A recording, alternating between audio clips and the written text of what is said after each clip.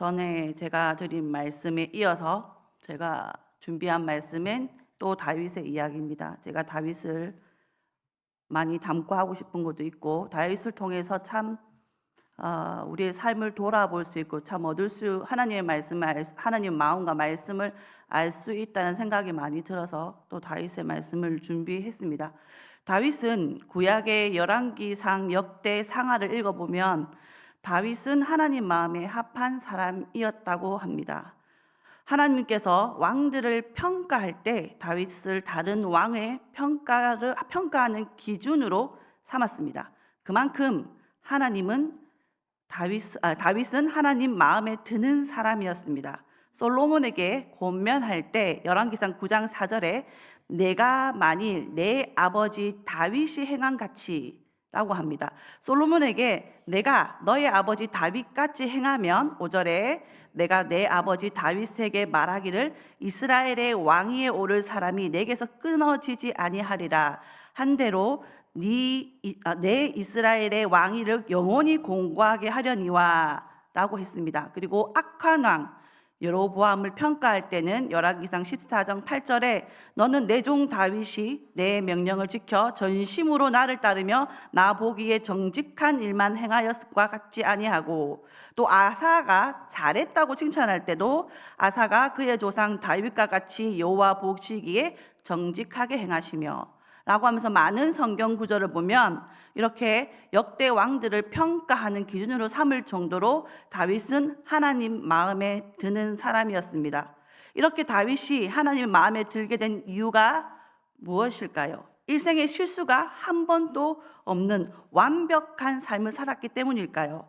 성경에서는 다윗이 처음 부름을 받을 때부터 정말 하나님 마음에 합한 사람이었다고 소개하고 있습니다. 사무엘 선지자가 사울을 대신할 왕을 기름 부으려고 이새의 집에 갔을 때 선지자 앞에 선 다윗을 이렇게 평가했습니다. 사무엘상 16장 12절에 보면 그의 빛이 붉고 눈이 빼어나고 얼굴이 아름답더라 라고 했습니다. 아름답고 강인하며 겸손한 인물로 묘사하고 있습니다. 얼마 전에는 우리가 지난주에 설교 들었듯이 우리가 다윗이 골리앗을 무너뜨리고 백성들이 사울 왕보다 다윗을 더 사랑하게 되고 칭찬하게 됩니다. 그래서 사울이 어떻게 합니까? 자기의 자리를 빼앗길까 봐 다윗을 몇 번씩이나 죽이려고 했습니다. 다윗을 도망가니 군대를 동원시켜서 다윗을 따라다녔습니다. 다윗은 하나님 마음에 합한 사람이었고 하나님이 사랑하는 사람이었지만 다윗의 삶은 승승장구한 것만은 아닙니다. 도망다니는 신세가 되었지요. 도망다니는 와중에도 사울은 어떻게 했습니까? 다윗은 어떻게 했습니까? 사울을 대적하지 않았습니다. 하나님께서 하실 일이라는 것을 다윗은 알았습니다. 다윗이 그렇게 할 수 있었던 것은 다윗은 눈앞에 있는 사람보다 하나님을 더 두려워했기 때문입니다. 자기 생명을 위협하는 사울을 미워하지 않으려고 애를 썼습니다. 우리가 아는 것처럼 다윗이 깊은 굴 속에 들어가 있을 때 사울이 다윗이 그곳에 있는 줄 모르고 들어왔다가 볼일을 보기 위해서 들어왔습니다. 다윗은 사울을 죽일 수 있었습니다. 하지만 사울을 죽이지 않지요. 사무엘상 24장 4절에 보면 다윗이 일어나 사울의 겉 옷자락을 가만히 베니라. 옷자락만 살짝 뱁니다. 다윗은 충분히 사울을 죽일 수 있었지만 겉옷자락만 살짝 뱁니다. 그런데도 다윗은 그게 마음이 너무 아파 사무엘상 24장 6절에 보면 내가 손을 들어 여호와의 기름 부음을 받은 내 주를 치는 것은 여호와께서 금하시는 것이니 그는 여호와의 기름 부음을 받은 자가 됨이라. 이런 일이 한두 번이 아니었지요. 다윗과 그 부하들은 사울 왕이 부하들과 함께 잠들어 있는 것을 보고 다윗은 군대를 이끌고 가서 사울을 죽일 수도 있었지만 어떻게 했습니까? 물병만 가지고 나옵니다. 다윗은 자기의 인생을 인도하는 분이, 내 인생을 주관하는 분이 누군지 분명히 알았습니다. 하나님이심을 믿었기 때문입니다.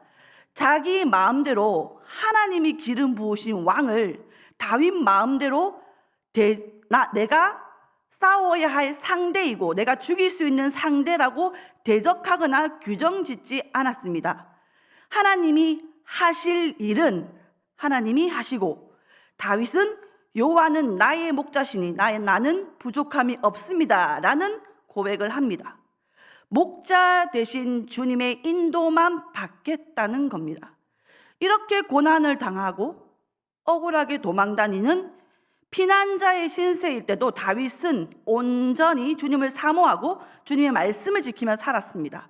결국 전쟁에서 사울이 죽습니다. 다윗은 자연스럽게 유다의 왕이 됩니다.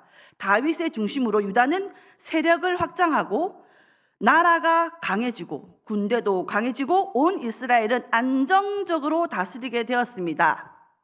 자, 오늘 이제 본문의 사건이 시작됩니다. 이때에 큰 문제가 발생합니다. 잘 아시는 것처럼 다윗이 우리아의 아내 밧세바 사건이 생깁니다. 다윗은 이 문제를 덮기 위해서 어떻게 합니까? 우리아를 죽이기 위해서 계획을 세웁니다. 하지만 이 계획들이 다 자신의 계획대로 되지 않자 우리아가 결국 전쟁에 나가서 죽도록 합니다. 다윗은 간통이라는 죄를 짓고 그리고 살인이라는 범죄를 저지르게 됩니다. 이것이 인간이고 다윗이었습니다. 그러나 하나님께서 다윗을 마음에 합한 사람이라고 하고 성경의 왕들의 평가의 기준에 삼을 정도로 다윗은 위대함을 가진 왕이었습니다. 이러한 범죄를 저질렀지만 선지자 나단이 찾아와서 다윗의 죄를 지적하고 죄가 드러나자 어떻게 합니까? 침상이 젖을 정도로 눈물을 흘리며 진심으로 회개했다는 겁니다. 그리고 하나님은 그런 다윗을 용서하셨기 때문에 다윗이 위대한 하나님의 사람인 것입니다. 다윗은 하나님의 율법을 사랑하는 사람이었습니다. 이런 생각을 할 수도 있습니다. 다윗의 왕 때, 옛날 우리 조선시대에도 마찬가지겠지요. 다윗의 왕 때에는 왕이 여러 아내를 거느리는 것이 흠이 되지 않은 시절이라고 생각해서 그럴 수도 있지 않나라고 생각할 수도 있을 것 같습니다. 하지만 다윗은 하나님의 율법을 사랑하는 사람이었습니다. 시편 119편에 보면 다윗은 말씀을 사랑한다고 했고 그 말씀, 다윗이 사랑하는 말씀 중에 이스라엘 백성들이 목숨보다 소중하게 지키는 10계명이 있습니다. 10계명의 7계명 중에는 간음하지 말라라고 되어 있습니다. 다윗의 왕은 용납받을 수 없는 엄청난 잘못이었습니다. 그 잘못을 인정하고 회개하는 것도 결코 간단한 일이 아니었습니다. 여러분, 다윗은 회개하면서 왕의 자리를 보존해 주기를 바라는 마음으로 회개한 것이 아닙니다. 정말 다 내려놓고 회개했습니다. 우리도 회개한다면 그렇게 회개해야 합니다. 하나님이 다윗을 용서하신 것은 그가 전심으로 회개했기 때문입니다. 자, 그렇다면 여러분, 여기서 우리가 알아야 할 것이 있습니다.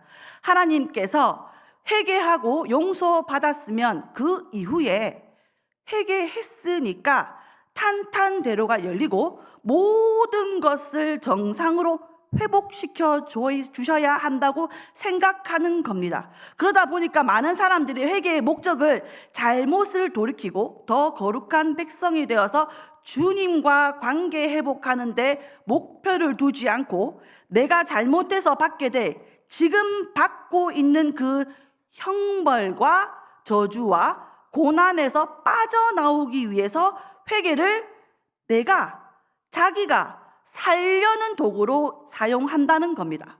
다윗의 경우를 보시면 밧세바 사건 이후에 분명히 회개했습니다. 하나님 또 분명히 다윗을 용서했습니다. 하지만 그 이후에 다윗이 만사형통했습니까? 다윗은 만사형통한 것이 아니라 고난과 고통이 지속되었다는 것입니다. 다윗이 밧세바를 범한 후 나단 선지자가 회개를 촉구할 때 이렇게 말을 했습니다. 사무엘하 12장 10절, 이제 네가 나를 업신여기고 햇사람 우리아의 아내를 빼앗아 내 아내로 삼았은즉 칼이 내 집에서 영원토록 떠나지 아니하리라 하셨고, 11절, 여호와께서 또 이와 같이 이르시기를, 보라, 내가 너와 내 집에 재앙을 일으키고 내가 내 눈 앞에서 내 아내를 빼앗아 내 이웃들에게 주리니 그 사람들이 내 아내들과 더불어 백주에 동참하리라. 정말 무서운 말이죠. 다윗은 회개했고 하나님은 용서해 주셨지만 위 말씀과 같은 일들이 벌어지고 있는 것입니다. 선지자가 예언했던 대로, 말씀대로 다윗은 지금 압살롬, 자신의 아들의 칼을 피해 도망다니고 있는 상황입니다. 오늘 본문 말씀이, 도망다니기 직전에 다윗의 아내들은 정말 말씀대로 백주의 강간을 당하는 일들이 벌어지게 됩니다. 이러한 상황 가운데 사울의 가문 시므이를 만난 겁니다. 시므이는 사울 가문 사람 중에 한 사람으로 도망가는 다윗에게 향해 이렇게 말하고 있습니다. 사무엘상 16장 7절과 8절에 보면 우리가 아까 읽으셨죠? 피 흘린 자여, 사악한 자여, 가거라 가거라. 사울의 족속의 모든 피를 여호와께서 누구에게? 내게, 다윗에게 돌리셨도다. 그리고 그를 이어서 내가 왕이 되었으나 여호와께서 나라를 내 아들 압살롬의 손에 넘기셨도다. 보라, 너는 피를 흘린 자므로 하를 자초하느니라. 이게 다윗의 저주에 하는 말이었습니다. 다윗을 저주하고 있습니다. 다윗이 왕이 되고 나서 사울 가문을 나쁘게 대하지 않았습니다. 함부로 대하지 않았습니다. 오히려 그 가문을 신하와 백성들이 함부로 대하지 못하도록 했습니다. 자기를 죽이려 했던 사울 가문을 용서했습니다. 그런 다윗에게 시므이가 갑자기 나타나서 다윗을 향해 욕을 해대고 있는 것입니다. 다윗은 하나님의 기준으로 삼는 위대한 왕이었지만 그의 생애는 순탄한 날이 거의 없었습니다. 어린 시절 가족들에게 인정 못 받고 양을 쳤죠. 그리고 골리앗을 물리쳤지만 사울 왕에게 쫓겨다니는 신세가 됐습니다. 왕이 된 후에 나라를 세웠지만 전쟁을 하느라 정신이 없었고 이제 좀 편하게 살 수 있겠다 싶었는데 밧세바를 범하는 범죄 외에 더 큰 어려운 일들이 발생하고 아들의 칼을 피해 도망다니는 신세가 된 것입니다. 회개했고 또 용서받았는데 고난은 계속되었다는 것입니다. 우리의 신앙생활도 그렇습니다. 믿음으로 살려고 노력했지만 실수를 하고 죄를 지을 수가 있습니다. 그럼에도 불구하고 나는 분명히 회개했고 주님은 분명히 용서한다고 했는데 인생이 풀리기는커녕 왜 내 인생은 계속 이렇게 힘들어야 하는가, 그런 생각을 할 수 있을 겁니다. 모든 것이 엉망인 것 같고 삶은 지치고 피곤하고 고난이 그치지 않는 인생의 깊은 수렁에 있을 때 우리는 어떻게 해야 하는지 다윗의 삶을 통해서 알 수 있습니다. 첫 번째, 하나님 앞에서 옳은 결정을 하고 믿음으로 순종해도 고난이 올 수 있다는 겁니다. 믿음의 결정을 내리는 것은 쉬운 결정이 아닙니다. 고난이 있을 것을 각오해야 그 결정을 내릴 수 있다는 겁니다. 그래서 믿음의 결정을 내린 이후에는 고난이 올 수도 있습니다. 다윗은 하나님의 뜻을 따라, 말씀을 따라 믿음의 결정으로 살려놓은 그 사람 시므이가 지금 다윗을 욕하고 공격하고 있습니다. 예수님은 어떻습니까? 예수님께서 제자들을 보고 자, 우리 이제 건너가자 하고 갑니다. 그런데 어떻게 됐습니까? 예수님의 명령을 따라 갔음에도 풍랑을 만났습니다.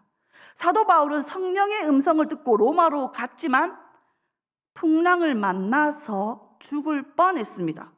복음 전하러 가는 길, 말씀에 순종하는 길에도 죽을 뻔한 일들은 계속 발생할 수 있습니다. 우리가 옳은 결정, 믿음의 결정을 내린 이유는 고난을 피하려는 것이 아니라는 겁니다. 그것이 옳은 일이고 그것이 믿음이기 때문입니다. 주님이 기뻐하는 결정을 내리면 그것으로 감사해야 됩니다. 그 결정으로 다른 이 땅에서 보상을 기대하는 것은 복음의 은혜가 드러나는 것이 아닙니다. 우리가 복음의 은혜를 사모하고 믿음의 결정을 내리고 나면 그 자체가 복인 줄 믿으시기 바랍니다. 기독교의 복음은 예수께서 우리 죄를 사해 주시고, 그래서 이 죄 사함 받은 우리가 다시는 죄와 탐욕의 종이 되지 않는 하나님의 종이 되는 자유를 누리게 하신 것입니다. 그래서 하나님과 교제하는 존재가 되어서 하나님과 사귀며 사는 참된 행복을 만끽하고 그 자유를 누리고, 그리고 주님이 부르시는 그 순간까지 우리를 구속하신 예수님을 계속 더 닮아가는 거룩한 존재가 되게 해주는 것, 이것이 복음입니다. 이를 위해서 때로는 하나님께서 고난, 시험을 통해서 우리를 연단하시기도 하시는 겁니다. 여러분, 우리가 즐겨 부르는 찬송, 제가 너무 좋아하는 찬송입니다. 언제나 불러도 좋은 찬송. 나의 갈 길 다가도록 예수 인도하시니.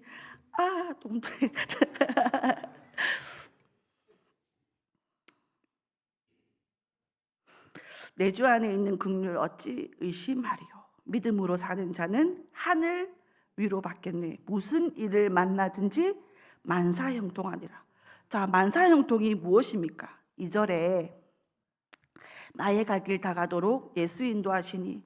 어려운 일 당할 때도 만사형통한다 했는데 어려운 일 당한답니다. 어려운 일 당할 때도 족한 은혜 주시니. 어려운 일 당하도 어려운 일도 우리 하나님께서 주시면 만사형통이라는 것입니다. 족한 은혜를 주시는 것이 만사형통이라는 것입니다. 나는 심히 고단하고 영혼이 매우 가라나 광야의 길을 걷는 것처럼 힘이 들고 마시지 못하고 먹지 못해서 내가 힘이 들 때 내 앞에 반석에서 뭐요? 샘물 나게 하시는 주님. 주님이 나의 고난과 연단을 통해서 주님이 일하시는 것을 경험하는 것이 복된 것이라는 것입니다. 이것이 형통이라는 것입니다. 고통 후에 찾아오는 주님의 은혜, 문제 이후에 주시는 응답. 그래서 주님을 더 깊이 경험하고 주님과 더 친밀히 사귀게 되고 마음의 참된 만족과 감사가 풍성하다면 이것이 형통인 줄 믿습니다.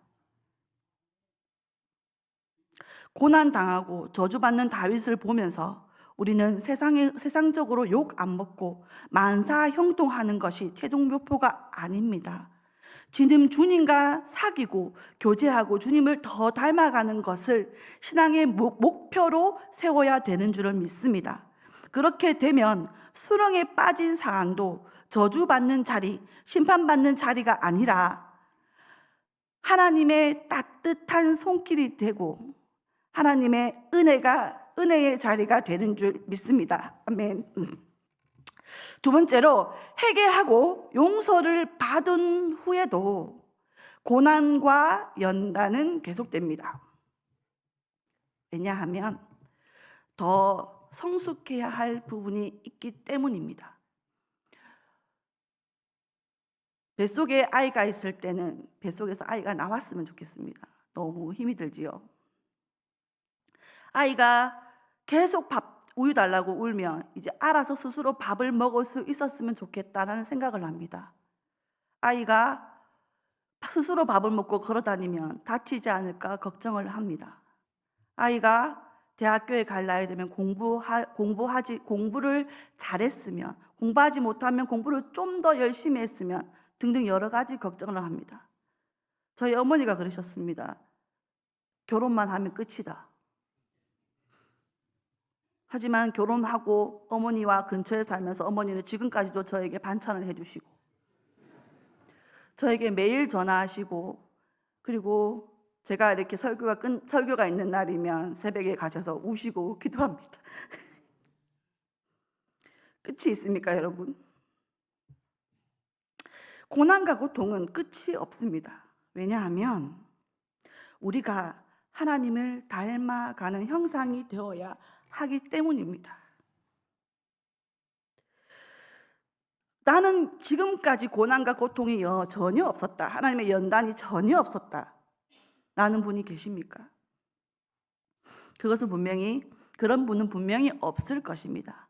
우리는 하나님의 자녀이기 때문에, 하나님은 우리를 사용하셔야 하기 때문에, 우리는 하나님의 형상으로 빚어져야 하기 때문에 우리에게는 고난과 연단이 계속 있을 것입니다. 그때마다 하나님께서 족한 은혜를 주셔서 우리가 이겨나갈 수 있게 하시고 우리를 더욱더 성숙하게 해나가실 모습을 기대하시는 우리 성도님들 되시기를 간절히 바랍니다. 야고보서 1장 2절에서 4절입니다. 우리 같이 읽겠습니다. 시작. 형제들아, 너희가 여러 가지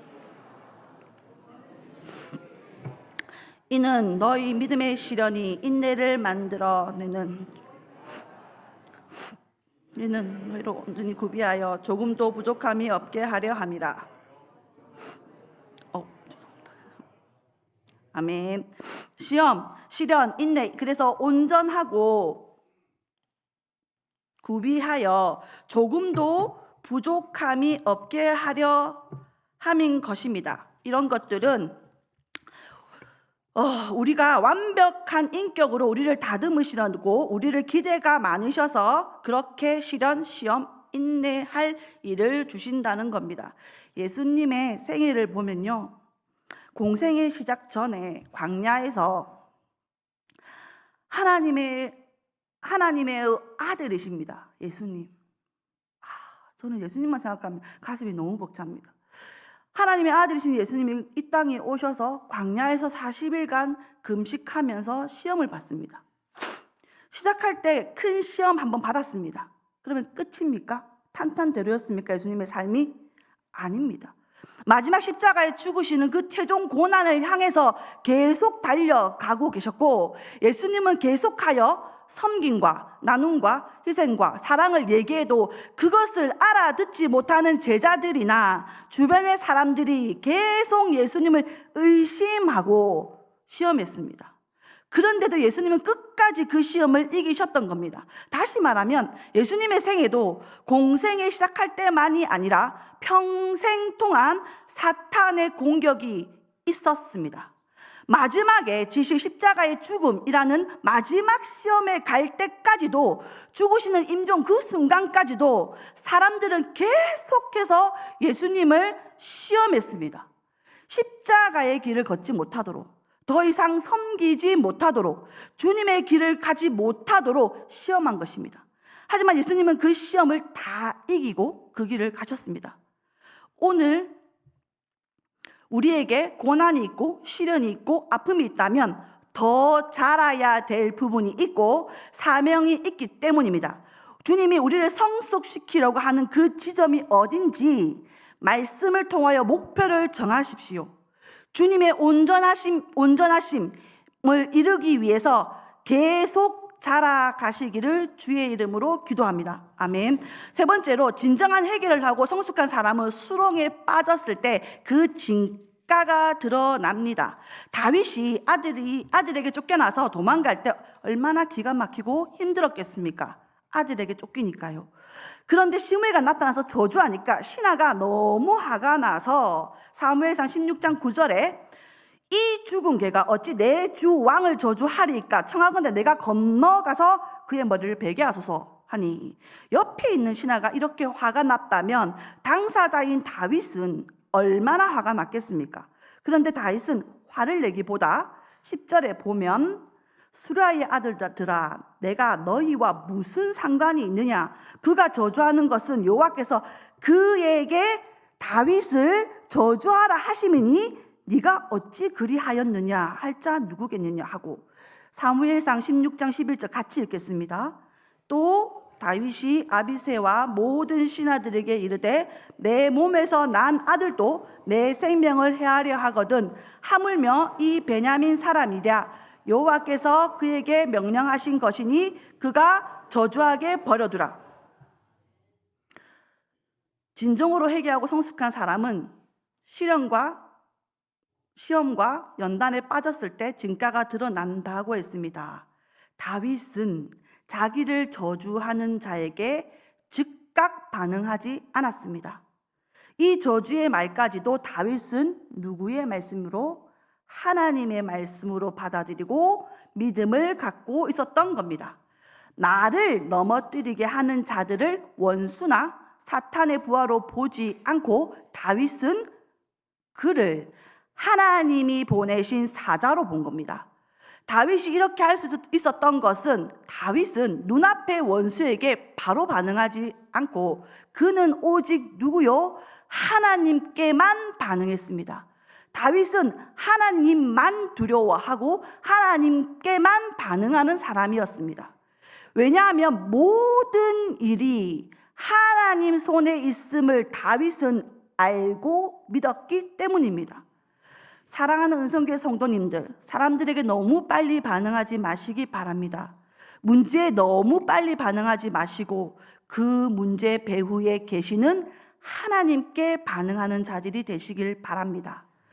다윗은 억울했지만 하나님께 반응하며 이렇게 말했습니다. 사무엘하 16장 12절 같이 읽어보겠습니다. 시작.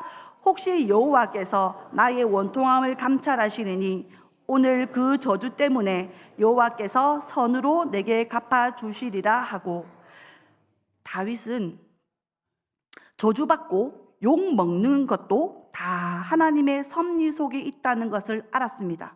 이런 다윗을 누가 감히 넘볼 수 있겠습니까? 우리에게도 이러한 믿음이 생기기를 간절히 바랍니다. 우리는 살아가면서 가장 가까운 사람들에게 상처를 받고 시험을 받는 경우도 있습니다. 자존심이 상하는 경우도 있고 욕을 먹게 되는 경우도 생기게 됩니다. 성숙한 성도가 된다는 것은 이러한 경우에도 하나님께 반응하는 성도가 되는 것입니다. 말씀을 맺고자 합니다. 믿음의 결정을 내려도 고통은 따라오고 범죄하고 회개하고 용서받은 후에도 시련이 따라올 수 있습니다. 오히려 하나님은 고통을 우리 인격을 연단시키는 도구로 사용하십니다. 기대가 크시기에 우리를 더 온전히 빚으시려고 우리를 그렇게 단련해 나가시는 것입니다.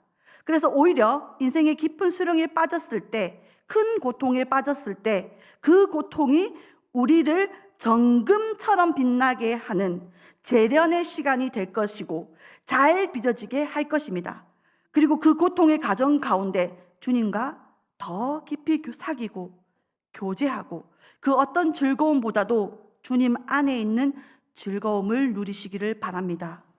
인생의 깊은 수렁, 위험 속에서도 전능하신 하나님, 살아계신 하나님, 우리를 지으신 분이고 우리를 보호하고 계시고 지켜주시고 가장 선한 길로 인도하실 하나님을 믿으시기를 바랍니다. 오늘 다윗처럼 비난을 받고 욕을 먹는 현장에서도 그 문제 즉각 반응하다가 실수하지 마시고 하나님께 반응하면서 주님이 뭘 원하는지, 이 상황에서 내가 어떻게 반응하면 주님이 더 큰 은혜를 주실지 주님 생각하며 주님의 빚어주심을 기대하고 주님과 동행하는 우리 모두가 되시기를 주님의 이름으로 기도합니다. 아멘. 기도하겠습니다. 하나님 아버지 감사합니다. 오늘 말씀 기억하여 하나님 마음에 합한 사람 되길 원합니다. 하나님이 주시는 고난, 시험 가운데 감사함으로 이겨내고 하나님께 반응하는 저희들이 되게 하셔서 하나님을 더 닮아가는 성숙한 인격들이 되게 하여 주시옵소서. 예수님 이름으로 기도합니다. 아멘.